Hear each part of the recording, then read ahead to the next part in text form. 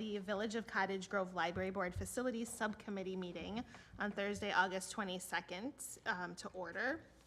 We do have a quorum, and the agenda was properly posted. This is the public's opportunity to speak. We do have one member of the library board in attendance, Ellie Anger, if you have to record that. But there is nobody on Zoom or in the room. Just Kelly. All right. So we are on number 4, discuss and consider the minutes from the April 17th, 2024 library board meeting that are in your agenda.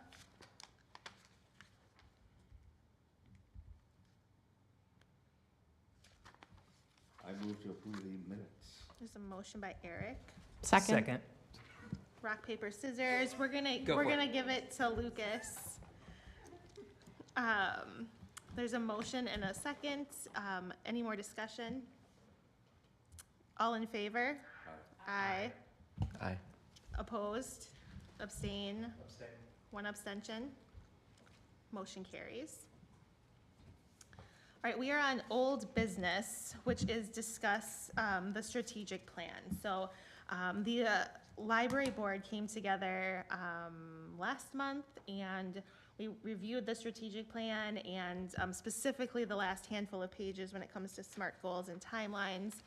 What I'd like to, I know that our role on the facilities committee is really what is objective number 1, which is, number 2, we switched it, which is finding interim space. So I just wanted to kind of briefly have a discussion about, given just about this, the way it is written, and if there are any additional changes or comments or concerns that you might have. Just to clarify, are we talking about the strategic goal, or are we talking about the other section? In particular, I think the SWOT would be a good one, or the entire, the entire one, plan, or just a specific section? So I think from a facility subcommittee standpoint, we have been, the library board really spent a lot of time doing mission, vision, goals, and kind of everything that's in the first half of the document. And this committee's kind of charge is really that space charge. And so if there are other comments, happy to include those, but I think like our focus should really be on probably the SMART goal number 2 and the timeline deliverables part 2.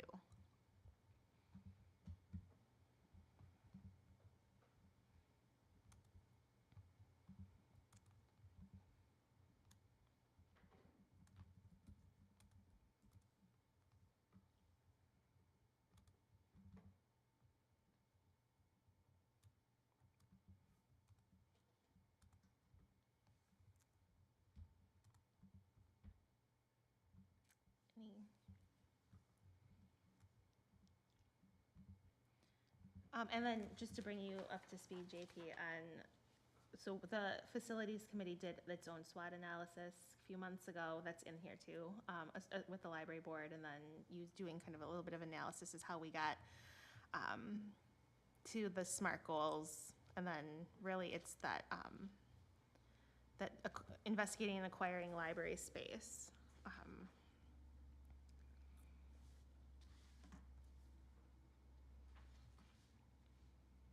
And if this is not a discuss and consider, this is just an opportunity for feedback. And the goal of this plan is to approve it at the library board level next month. The one thing I noticed in here, and I don't know if it's worth calling out specifically in the plan, but we mentioned the possibility of a capital campaign down the line, and a lot of times for those capital campaigns to really take off and be effective is you need a nonprofit organization kind of to be a partner in that. Yep. To allow for that, in particular, interest in top of actually facilitating the campaign, but also again a tax write-off for those who donate. Mm-hmm. It's not called out in here explicitly, but sure. I feel like that's a critical step for us if we were to go down that path of doing a capital campaign? So I could put an asterisk wherever that is. So the Friends of the Cottage Grove Library obviously is the nonprofit arm of the library board, and could facilitate a capital campaign. Likewise, we could, as a library board, open a trust within the village as a possible mechanism of collecting donations. Yeah, and then there's a committee that would be associated with it as well, which I'm not sure if I wrote that in here or not.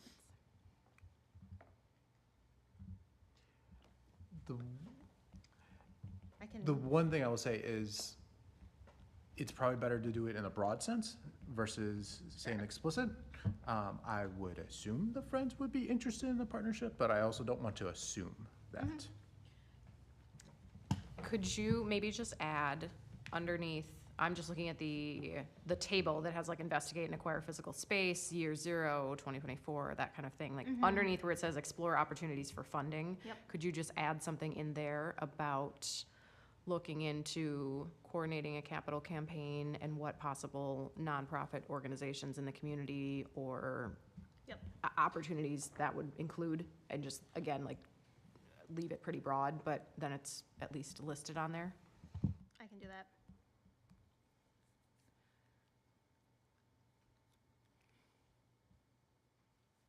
And this is a fluid document too. If things change, we adjust accordingly. Make that very clear. Any other comments?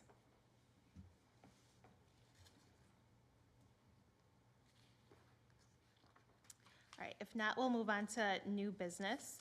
And so this is, there are 4 attachments in the agenda.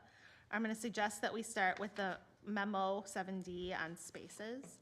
And I think, again, this kind of corresponds with the strategic plan of our goal of a short-term space. And I think we really need to define what short-term space means and what the goal is. And then there are some, this was also to give you kind of, to bring you up to speed, JP, the facilities committee, once we defined these goals, went and did some extra homework and defined kind of some capital items that would go into this space. We pulled out square foot estimates from our master plan on what we think a space would look like. And then Eric compiled a spreadsheet of storefront and small library data and added accessibility data to that, which was emailed out to you as well. And Kelly, I'm not sure if I copied you on it, and if I did not, I will send it to you so that it can be updated.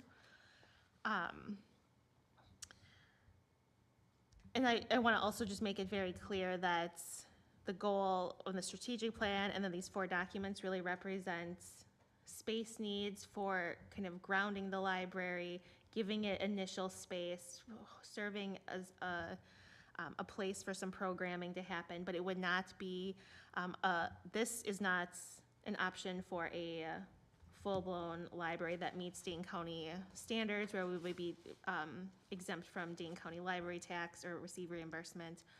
We would not have a collection, I think is something we've also discussed. And we've talked too, a little bit too, about the limitations of, like, you know, the community is growing, the space would need to grow. But this is kind of why I wanted to define what short-term means and what the initial space, what the goal is of this initial space, aligned with the strategic plan.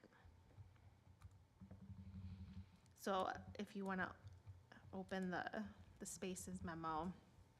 I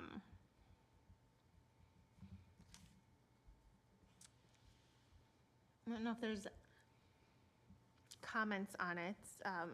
Obviously hand this over to, and I'll report back to the village board on what if we can obviously like amend, you know, edit this and change it, but having a definition of what this is used for in a goal, I think is really important.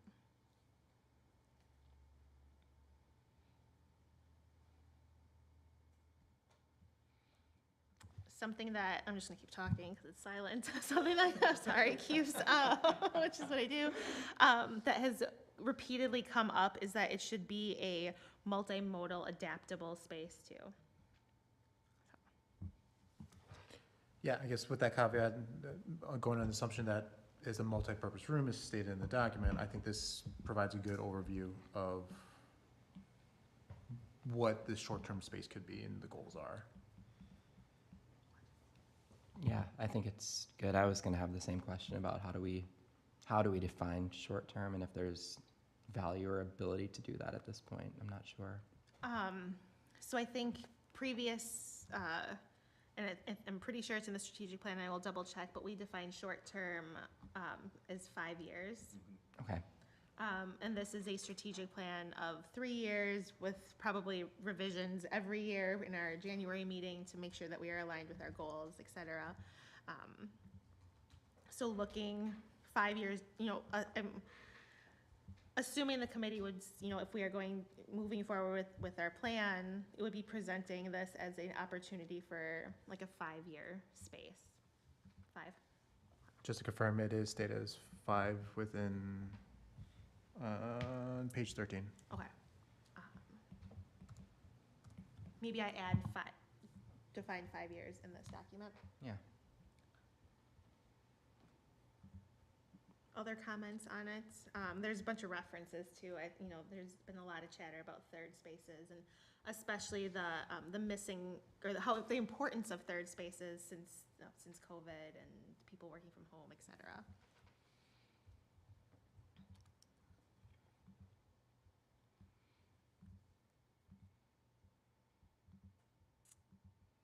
Okay. Moving on from there, I think I just want to talk briefly about square foot estimates, because this is going to give us, I guess the first step in, if we need to go out and find a small space, what those parameters would be. So Carl had gone through the well-edited master plan and pulled out some specific spaces and those square footages that we think would be used that are obviously in absence of a collection.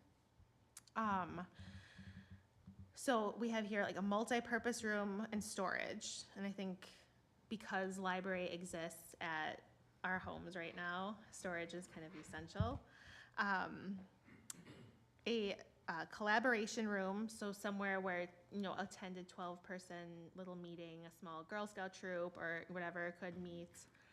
A business center, so printer, copier, access to computers, or, hookup spot. A Friends of the Library and book sale area was something that he pulled out. Private staff office, and then single-use restrooms.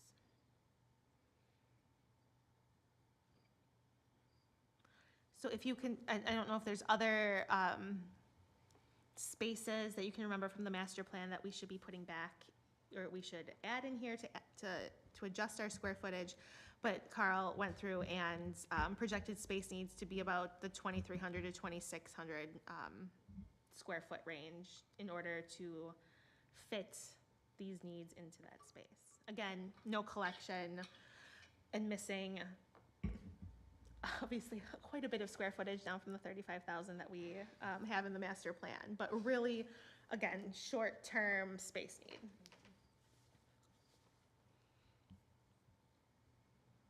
Yeah, I guess I'll just call out, and it says it at the bottom, but there was a lot of priority given in the actual plan to study rooms, and I didn't account for any of that. So 120 square feet each is what we would have to add if we did think that that would be useful, even in the short-term space.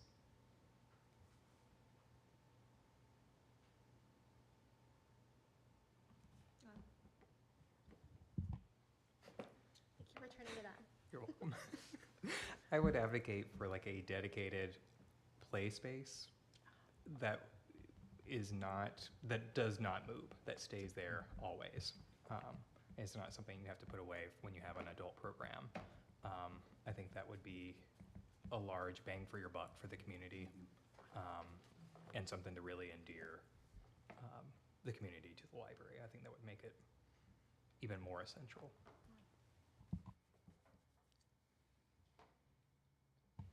Is there any thought with the whatever short-term spaces we're looking at that the bookmobile would need to be making stops there, would need to have, I don't even know, like accessibility, or that they would need any kind of space to, you know, collect books that people are bookmobile. I don't know what that might need, but I think, I mean, you make a really great point, because previous conversations have been, okay, obviously, we're not gonna have a collection, the bookmobile would Right. still serve as a collection, and it makes sense to have that be the stop then, so it's a joint or at least collaborative one of the, effort. right, like one of Or the one of the community stops. stops, yeah. And it would be nice to have like an outside dedicated book drop, like they do at Granite Ridge, not Granite Ridge, Glacial Drumlin, like just the Yep. place you can drop off your library books when the bookmobile's not around.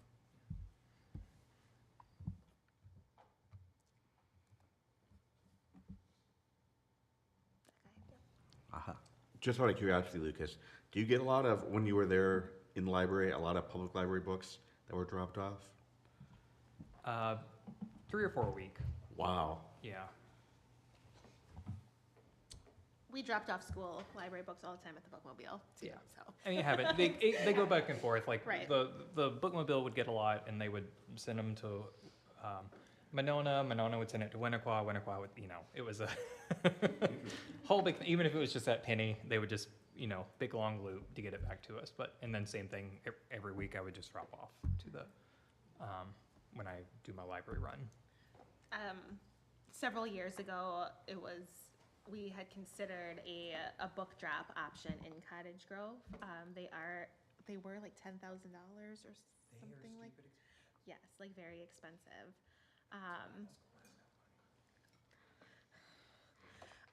So if that is something that the facilities and the library board would think of, like maybe perhaps a new priority, that's another, addition that we could always add, or we can discuss it at some point. In my mind, I feel like it's worthwhile to include, but also with the understanding, like, push come to shove, that could be one of the things we can cut because it's an added benefit. Right. We also won't have, again, I keep saying, we won't have a collection, but we won't have any way of like, we won't be part of interlibrary loan. Because we won't, I think that discussing with Dane County, and obviously keeping those communication lines open, but having like a whole section is like a possibility. But that's increased staff and collaboration with them, and I'm not sure if that's feasible or not, but. Okay. All right, so we discussed what it means and square foot estimates. Do you want to talk a little bit, Lucas, about the capital items spreadsheet that you put together? Yeah, so get the right one. Sorry, I got too many documents open. Let's just open it back up.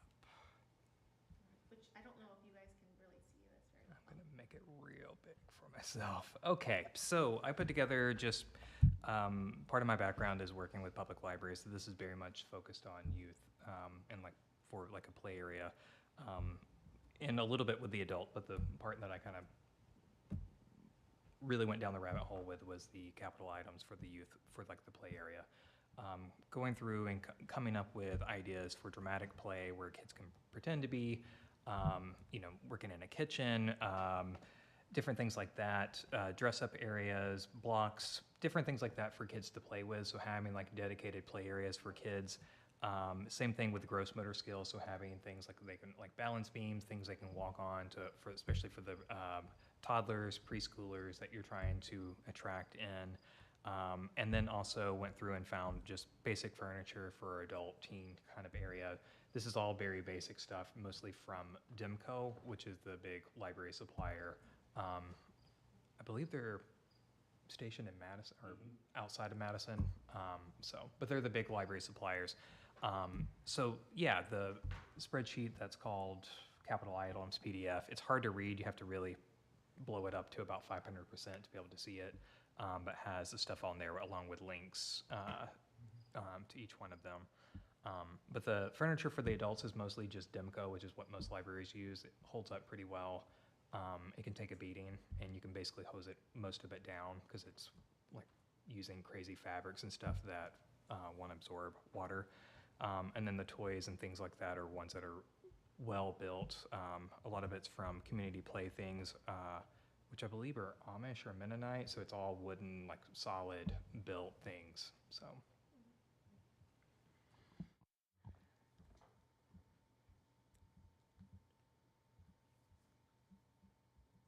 Obviously, this is not a budget request or anything like that. There's some other goals I think the library board has, if we were to follow our strategic plan, that include additions to programming and the department and the staffing.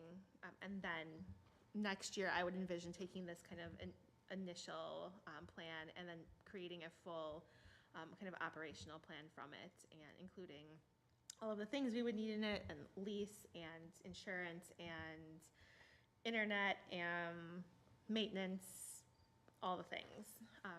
So this is just kind of this first pass of kind of identifying, again, like opportunities for the space and like trying to give a little bit of like substance to what it would go in there.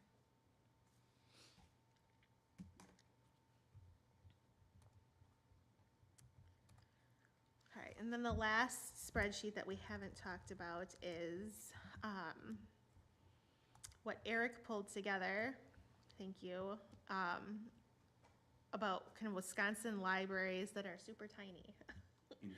And to know that, you know, we have to start small, and so a little bit about these guys. And we've all, so JP, was that 2 years ago? We went around and did Dane County Library visits, and so we've been to all the libraries. And Eric goes to all the libraries too. Do you want to talk a little bit about it, or do you want me to, the spreadsheet? Is there anything in particular you want me to highlight from this particular spreadsheet, or? I guess that these are all libraries, and which you can Yes. see, like, they have circulation data, with the, because Belleville wasn't open, probably. Maybe that's why that's 0. And Oregon just opened a new one, a new library. By the way, they invited us to tour if we wanted at some point. Talk to them this week. I think some of the takeaways here, the most recent thing I added to this 2024 storefront and small library data spreadsheet is it multiple levels, and is there an elevator? For most of the ones that are multiple levels, which is not many, they do have an elevator. The exception is Mazamani. They took over an old train depot, which was run by the Historical Society, and they gave it basically to the library. This goes back 30-something years. And that they have just a chair lift. You said Mazomani. Mazomani. Right. All right, and Oh, sorry. Stoughton Library has multiple levels, but are they all accessible with a elevator? They have an elevator. For all of, because I know it's like, Yes, all levels are Okay. accessible via the elevator. okay, so Mazomani has a chair. Thank you. I made a point of pointing it out there. I don't know how to put it. Sorry. So with public areas, that's what I was focused on. Could patrons get to areas? Because there are sometimes areas of libraries that aren't used by patrons or not often. Mazomani has an area like that. Peony has I think they have a basement. I have not seen it, but so I was just focused on mostly like where patrons can go. And storefront libraries, Yeah. that's what we looked at before, or what I, looked at previously. And of course, the advantage to that is you share costs like roofs and plumbing and all that. And they run the gamut, like different types. I mean, there's like ones like Penny, which it has housing units above it. I think Sequoia on the west side also does that. And there's also ones like Lakeview have the name, if I have the name and the place correct in my mind, which shares like just this big shopping complex. So different kind of setups there. And it would be interesting to talk to, I haven't, but it would be interesting to talk to librarians there and see what the pros and cons of sharing spaces are.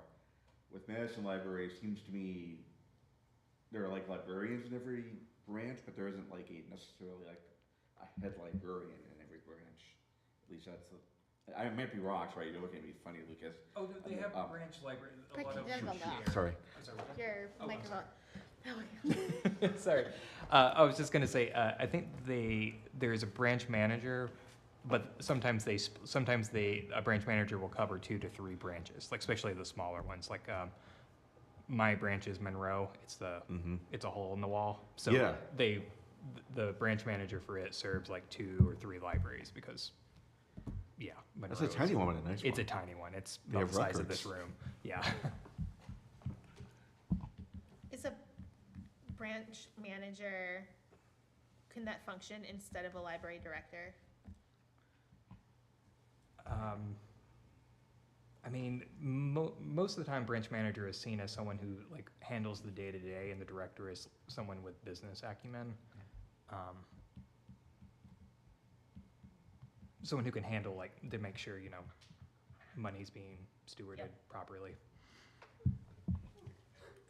Okay.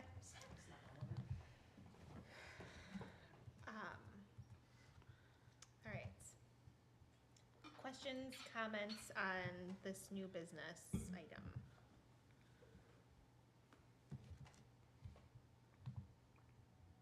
All right. I will, we'll move on to number 7, which is a closed session.